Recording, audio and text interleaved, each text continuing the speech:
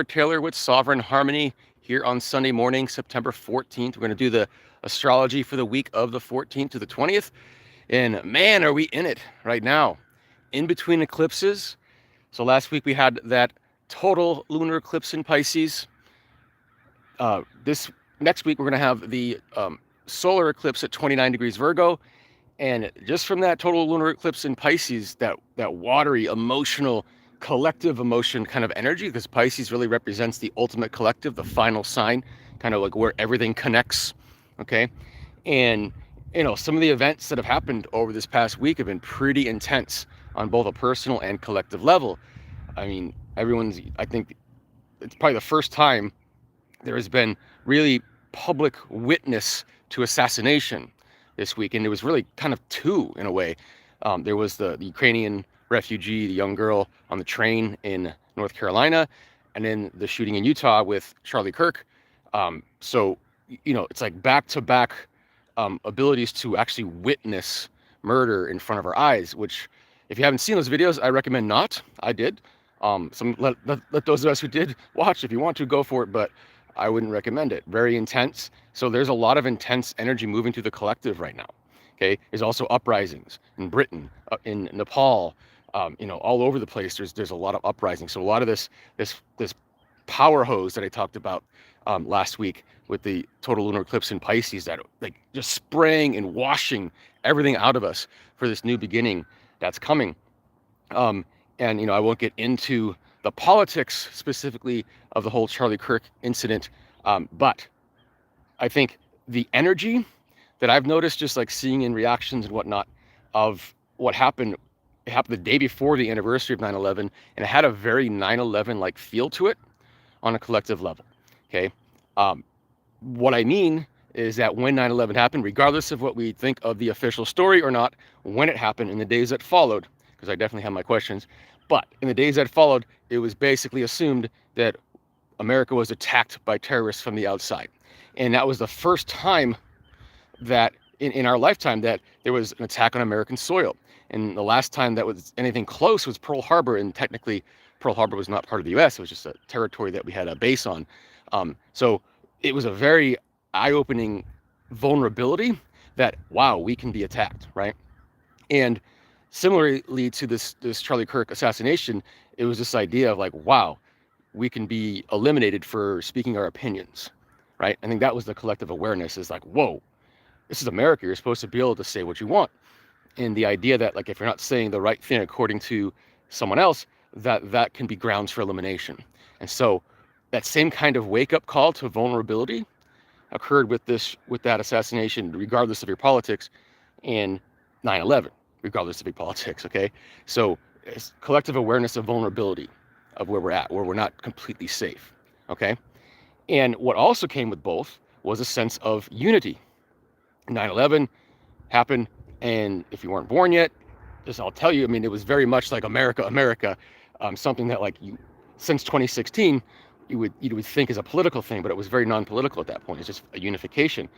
And this time around, what we saw, I mean, I'm not sure if you've seen it yourself, but there was a lot of stuff going on TikTok, etc., of people celebrating the assassination of Charlie Kirk. So obviously they have opposite opinions of him, but those celebrations themselves really was a wake-up call to a lot of people who tend to vote and not agree with Charlie Kirk, in other words. And they were appalled by that. So there was some unification of this idea that you shouldn't be eliminated for your opinions, regardless of what they are. And that's kind of an American thing. That's what this whole country is built on, the idea that it's a safe place to do that. Okay? And so that also reflects the power of that top-down corporate media that has been part of the Saturn-Neptune story going back to 1989. And Saturn-Neptune in Capricorn in 1989 established, it was the end of the Cold War, it was the Berlin Wall coming down, and then the beginning of collectivism and globalism. Okay, this idea of top-down power, corporate, government combined, no real parties anymore, just all top-down control. And the opposite of Capricorn is Cancer, which is a very tribal energy. And so a big part of this has been splitting people, divide and conquer into tribes. And the kind of reaction that you see when people are celebrating someone getting assassinated for opinions. And this individual, I mean, I've caught some of their videos before, not like a huge follower or anything, but the one thing I can say from what I've seen of his videos is that all he's doing is trying to diplomatically and peacefully have a conversation. That's it. He has strong opinions, and they might oppose a lot of people, and he goes into the lion's den in college campuses where they're being indoctrinated to opposing viewpoints, right? And he's basically just trying to open the conversation. No violence, no, in fact, he's extremely polite to people when he brings them up. No matter how different they are than him, very polite, and that's actually pretty impressive to me. So that's all I knew of him. And to see that he was eliminated essentially for opinions that were just opposite of what people think they're supposed to believe based on educational indoctrination and media radicalization, essentially, telling you this is what you're supposed to think, this is what you're supposed to feel. This is what you're supposed to think, this is what you're supposed to feel. Okay? Those reactions are basically a result of that. Okay, it's a result of that tribalization and that idea that, like, if I'm on the right side, my tribe is right, your tribe can be eliminated, and that is okay. And that's not okay. As we move into the Saturn-Neptune conjunction in February, this ends that globalization era, just like the Berlin Wall ended the Cold War era, okay? Big change. They know this. They know this. They have 5 months left. It's going to get crazy. These are acts of desperation, in my opinion. I know that everything going around the news is trying to blame who the shooter was in that assassination. I don't buy into it one bit. Honestly, not a piece of my soul can even vibe with that. I'm like, nope. This is a top-down professional sniper from an intelligence agency of some kind. He had too much influence. And there was things going around with him refusing certain funding from a certain nation that you're supposed to, receive funding from, that you're supposed to follow, and he was starting to question some of that. And he has way too much influence, so you can't do that. I'm not going to say specifics, but I think you know what I'm talking about. And to me, this was a top-down professional assassination, not like one side of the political aisle like murdered the other side. It's supposed to look that way because what they're trying to do is stoke civil war, plain and simple. They're trying to stoke civil war, and they're trying to use the energy of the tribalism that's still around, because that's attached to the Saturn-Neptune conjunction in Capricorn, that top-down globalist era that we've been in, and they're trying to tap into that for the final time in these next 5 months before it starts to fizzle. So while they still have us in this kind of tribal mindset where we're not thinking as individuals, as sovereign individuals within our own sovereign authority, with sovereign responsibility for that as well, that's, they're able to then hold on. I hit something there. Anyway, so they're able to at least attempt to get us against each other. It's a divide and conquer tactic, okay? The best thing that we can do right now is to think in terms of individuation, because if any of those people that are posting those TikToks and whatnot that are celebrating an assassination of someone for their opinions, if they were actually thinking as individuals, they wouldn't be doing that. It's because they're thinking in terms of tribe. It's because they have no sovereignty, okay? But as we get to the Saturn-Neptune conjunction in Aries, that is all about what the next era is about, is sovereignty, personal responsibility, individuation. It's going to come down to that. And so the tribalism is going to start falling apart. And on the other side of that Aries is Libra. So it is really up to each one of us to get into our sovereign authority, our sovereign responsibility for what we choose within that authority, and to balance it with others. That's that Libra on the other side. Okay? Balance that with others. Accommodate, kind of like Charlie Kirk did. He was Sun in Libra, Moon in Libra, Jupiter in Libra. That's all he wanted to do, was peacefully accommodate those who opposed him, right? So Libra takes on all sides, okay? That's going to be our job as individuals, coming from this sense of sovereignty, Saturn-Neptune conjunction in Aries, to accommodate others even when their complete, reality is different than ours, to be able to sustain us all in one space, okay? That's really what this transition is about, and that is what is a danger to those in power, because their entire power is all based on us tribalizing and being against each other, okay? So the less we can do that, the better. So that takes us into what's happening this week. So sorry for that intro, but it had to be done because it really sets the stage. Monday, Tuesday time frame. So today's Sunday, tomorrow, Tuesday, the 15th, 16th.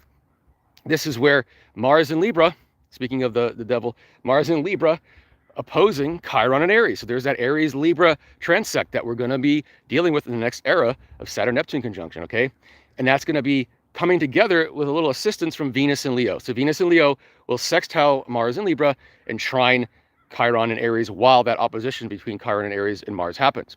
So this is really a test of us to stay in our sovereignty, to stay in that Chiron and Aries, which we've been tested since 2018, since Chiron entered Aries.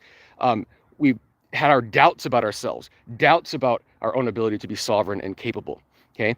This is helping us really reinforce what we've developed within ourselves, the strength in us. That Venus in Leo is about that confidence. We had the Mercury retrograde in Leo over the summer that helped reinforce our sense of, where our expression is best utilized and how have we, squashed our own expression, okay?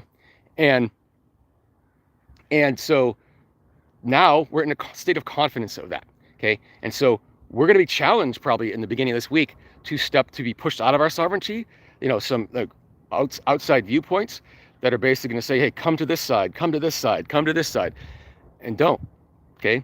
Don't fall for those tests, okay?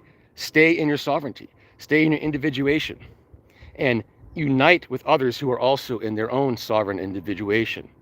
That's the key, okay? Don't tribalize. Tribalize means you get rid of your individualism, and you just say, I am part of this group. My group is oppressed by that group. It's basically Marxism, okay? And that's what, in the 21st century, they call that woke, but it's the same thing. It's just vengeance disguised as virtue, because that vengeance is justified because you're the opposing group. You understand? So that's how it has always been operating here for decades. And that is coming to an end, and those that are in power now thrive on that dynamic. And they know it's ending. So they're going to try everything they can in these next several months to divide us. This assassination was a perfect example. Now they're trying to, really put the blame on this was, a left-wing extremist that did this. And I don't buy it. I don't buy it. Because that's if this was a movie, that'd be terrible writing. It's too predictable, right? Even the way they describe this person, it's like down to the details of like what that trope, that stereotype should look like or should be like. That's your shooter. It's like, come on. That's bad writing, right? It's desperation writing is what it is. In my opinion, again, this was a setup from the top to split us. Don't get split. Okay? As we move to the middle of the week, now Mercury, which is entering the late degrees of Virgo, is going to oppose Saturn at 29 degrees Pisces, just before it enters Libra on Thursday. Okay? That opposition to Saturn in Pisces and that transition into Libra to form a grand trine to Pluto in Aquarius and Uranus and Gemini while joining Neptune and Aries, that's a precursor for the equinoxes. Comes up next week. We'll talk about that next week. The equinox is next Monday. Okay, that sun is going to go from an opposition to Saturn from Virgo, to Saturn in Pisces, cross the threshold into Libra, which is the equinox, and it's going to make that same grand trine with the connection to Neptune. Okay, so we're getting a mental preparation midweek for what this equinox is all about. And we'll talk about what it's all about next week. Just understand that, especially on a mental level, we are really confronting some of the thoughts and ideas that we need to release so that we can open to this future that is coming. Put it in basics. I'll get more in depth in that with the equinox next week, but just to keep it basic, on a mental level, we're getting there. We're being critical about what we need to eliminate on an individual level, collective level, so we can embrace this new future that is opening. Because this new future, again, it's based on us. It's not based on any top-down power anymore. It's based on the amount of power that you have is derived in your ability to sovereignly connect to all that is and to be that, that entire ocean in one drop, essentially. You're not a drop in the ocean, the entire ocean in one drop. That's roomy. That is what we're entering. The sense that like you can derive power as an individual and work with other individuals. That's going to be our responsibility to create the harmony. This is where sovereign harmony comes from. Okay, it's the idea that as we become more sovereign, we're more capable of harmony, more capable of that Libra energy. So the more we Aries, in other words, the more we can Libra. Best way to put it in astrological terms.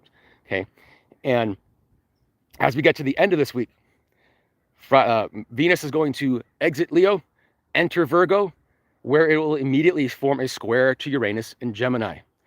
This is Friday, Saturday time period. This is going to be leading up to Sunday's solar eclipse at 29 degrees Virgo, which we'll talk about next week too. We'll talk about that solar eclipse in Virgo and the eclipse next week. But this will be leading up to that. Friday, Saturday could be some very surprising information, some very surprising realizations. Uranus in Gemini is all about like, whoa, where did this come from? Where, what does that mean? Where did I put that? Venus in Virgo is this desire to categorize, this desire to put things in their boxes. And what's going to happen here later this week into the weekend is information that we can't categorize, that we can't say it fits in this box, doesn't fit in that box. It's going to be kind of disconcerting. That's what the square has to do with. It's hard to find how to work with them both at the same time, because it's information that we would normally say, okay, that means this, and we can't do that. And on a heart level, on a desire level, it's like feeling like we can't have that desire met to get things categorized in a way that makes us say, oh, okay, now I understand. So there's going to have to be some tolerance for not completely understanding everything that is coming in. Okay, things are going to come in rapidly late week, and you're going to find like so for example, narratives switching on a dime based on new information coming in. Okay, so we got to be on our toes a little bit and just be self-forgiving in the idea that we can't categorize everything right away, and not to have to force ourselves to or feel like we're inadequate because we can't. Okay, and again, that's going to open us up to that solar eclipse, which is a very much like a finality energy. It really opens up this door for the next several months of releasing everything to open up to this new world that's coming in February. And if you haven't seen that webinar, Saturn-Neptune conjunction in Aries, it is on my YouTube channel. Okay, so if you're watching this on YouTube, it's on this channel. If you're not, it's Christopher Taylor - Sovereign Harmony. Go to YouTube, go to Saturn-Neptune conjunction. I talk all about this stuff, all about it, the big picture, okay? And you can get all the details you want. Any questions you have, please let me know. But we are in some intense times. If you want your personal chart looked at in terms of these intense energies, do let me know as well, and we can set that up going forward. So thank you for joining me. Again, a lot of information. This is about twice as long as I usually do these, but a lot had to be said. So I appreciate you sticking around if you stuck around for the whole thing. I appreciate you sharing if you enjoyed the content and want to share it with someone, and like, subscribe, all that good stuff. And other than that, enjoy your week as much as you can. It's pretty intense, and we'll talk to you next week.